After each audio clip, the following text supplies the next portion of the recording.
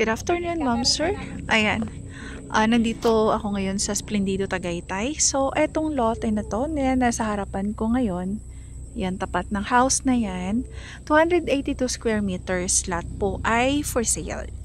So, 282. So, may view po ito ni Taal. So, kung nakikita nyo yan, ayan si Taal ngayon, nagpakita siya. Very good siya ngayon. Dahil hindi gloomy. So, sure na sure po tayo na yung bahay mo, lalo na kung may second floor roof deck ka, ay bonggang-bongga ang view mo ng Taal. So, 282 square meters lot po yan. Available po. So, message nyo lang po kami para ayun, para ma-assist po namin kayo. So, tapat po ng house na yan mismo. So, ito. Maganda po yung community nito. Ayan. So, eto po yun. So, again, ayan, may view po ni Taal talaga ito, sure. 282 square meters lot. Ayan, I hope to see you sa tripping po. Thank you and God bless. Bye!